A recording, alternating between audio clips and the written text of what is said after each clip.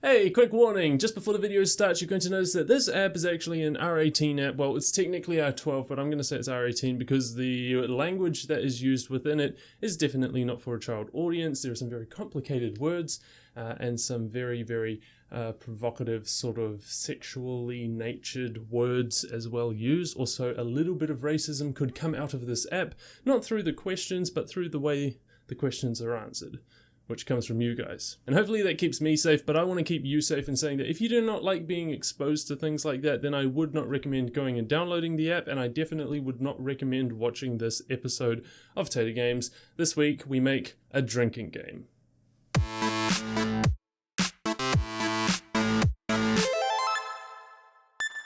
That's right guys, what do game developers love more than drinking?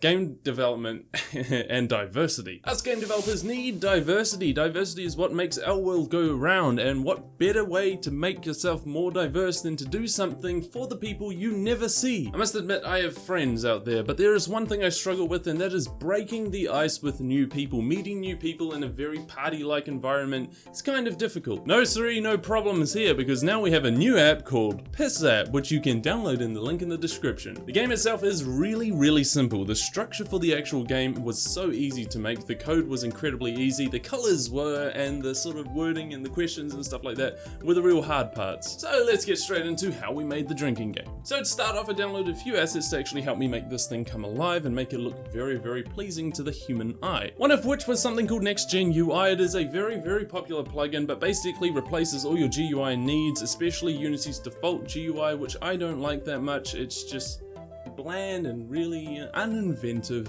if that's a good word. So I downloaded Next Gen UI and also the initialized scene fader transition smoothness fades. So the scene fader I've actually used in a lot of other games. It's really helpful to make it look very polished for something that may not be very polished. So once everything's in there, it's time to import the script. The first thing I worked on was the main menu. So I structured the main menu using the GUI prefabs that I imported earlier. In-app purchases come later. Right now I just want to get to my main gameplay, and the main gameplay is so simple. Basically, you just get whenever they touch the screen, it changes questions. Have a little counter on the side. Once that counter reaches your maximum amount of questions that you want per round, then you can go back to your main menu or something like that. And that is basically it. So simple. There is, of course, a little bit of refinement here and there, but nothing you guys really need to know. Simple. So with the code side of things, we are so done that there is legitimately nothing else I can talk about on that side. A lot of you guys will leave now because you're not interested in the rest. But to those I say, whoa, hey!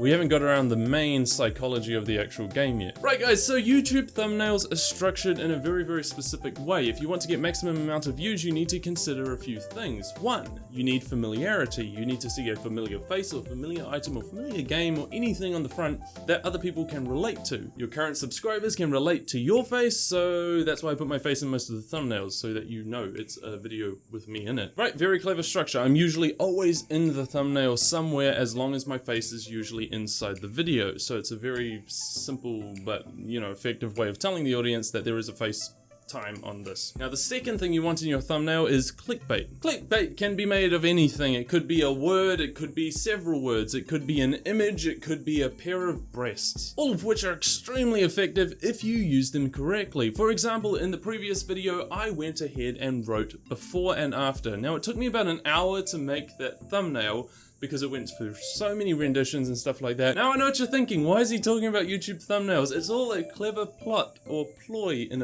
a way to color. You'll be surprised at how helpful it really is. I'm going to share some of the knowledge I know with you guys. It will help you guys get more downloads, it would help you guys stand out a lot more in a sea of people. Anyway, the third thing that should always be in a YouTube thumbnail is outsider interest. So you're trying to get people who aren't subscribed to your channel to come and check it out. Guys, colors are amazing. They make us feel certain ways, they make us do certain things. You can manipulate an audience purely with color. So color itself actually has different rules applied to each color. Your reds, am I pointing to red? Your reds get a sense of urgency, your blues get a sense of trust, your greens get a sense of nature. You're trying to target an audience, and one of the greatest colors in the world that targets almost everyone and attracts attention is brighter colors such as yellow. This app uses yellow in a very, very specific way. Yellow is always visible so that the screenshots can always have yellow, so that people watching this person play Piss App or use Piss App is attracted to the fact that yellow takes up the majority of colors on the screen. Now there's a very, very unfortunate thing. To my eye,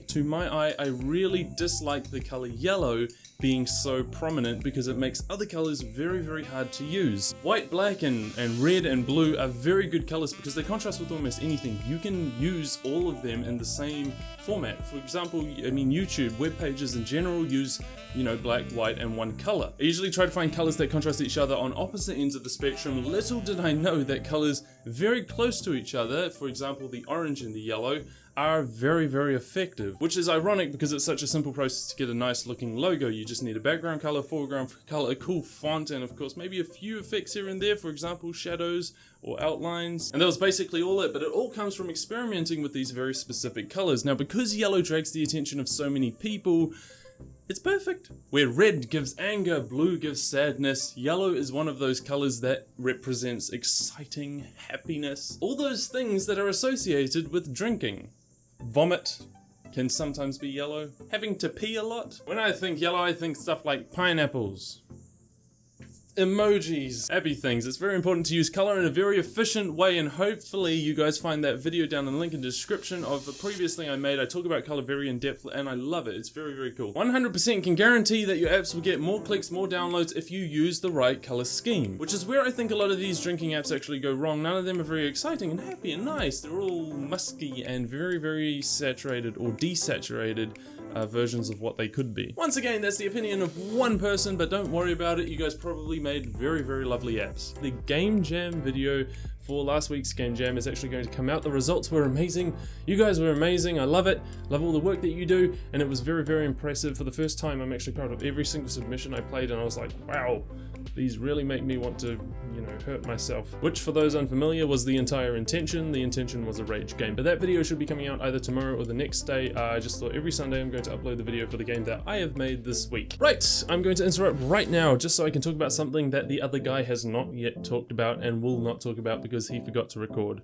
Silly. So in-app purchases are of course the new standard and stuff like that, and you need to make money from the apps that you're actually creating. Of course you want to give away the app for free so it gets that publicity, people get to use it, trial it, and do all of that sort of stuff. But of course we need money. Now there are many ways to get it, and unfortunately one of them is in-app purchases or microtransactions, which a lot of people don't like. Thank you very much EA, but we need to do this. And how do we actually go about this? Well, I'm using Android. Unity actually has a service built in called Unity Analytics, and of course Unity Ads, and of course Unity in-app purchases or IAP. The service is incredibly easy. Basically you just import everything, and of course there are scripts and tutorials online. I'm not going to teach you about that. I'm just going to teach you how I applied this to the actual game. Now because the game is a drinking game, you have a very small audience, and of course what does this audience want? So I thought to myself, well, they probably, since when you get drunk you kind of get a little bit more ambitious and confident with the answers that you tell people whenever they ask questions, so what a great app to have for a drinking game. Because of this confidence, you want something a little bit more intense than your regular questions, so I have two categories, one called casual and one called extreme, which I have, the other guy has probably explained to you already. This was a very important decision because we want to get people curious as to what on earth is inside this package that you can buy. I set the price very low. It also creates that boundary in case kids do happen to get hold of this and they go into school and ask their teachers some form of questions, you know. We do not want teachers saying that this app, which is labeled Piss App, is teaching them bad stuff or making them ask things that other people may find distasteful. But of course there is an audience for distasteful content, and you can tell when you go to stand-up comedy. Comedy is a great way, so that's another part of the selling point, is that they are actually very funny questions. And the casual side, I also did a lot of work to kind of create questions that were okay. So overall there's about 200 questions that I made up using references to other things. So I was watching very controversial stuff and going, I have a question. and I'd write it down. That was the entire process in a nutshell, and I had to label it as casual and extreme, so hopefully this app actually earns a little bit of revenue through the EMAP purchases. I'll hand you back to the other guy so he can finish off the video, so thank you very much. Question like, if you could transform into one animal, but you need to stay that animal for the rest of your life, you know, would you do it? And which animal would it be? When I started working for the first time and going to university, this was my exact attitude, because this is the only way I really know how to talk to people. It's something that I find interesting, it's something that you don't ask all the time, and so they're kind of enticed by the fact that, well, that's a weird question. So I used it for years and years and years. I still have no friends. The idea actually came to mind when somebody asked me, if you had a dog and you were going to name it based on a chess piece, what would you call it? Which sprang up another question, what type of breed is it? All that lovely stuff all comes from one question, and it all creates a very interesting app. Hey, thank you guys so much for tuning in. Hopefully you guys have a fantastic and productive day, and I will see you guys all next week. But first, tell me, if you do have a dog, what would you call it based on a chess piece? Comment section below.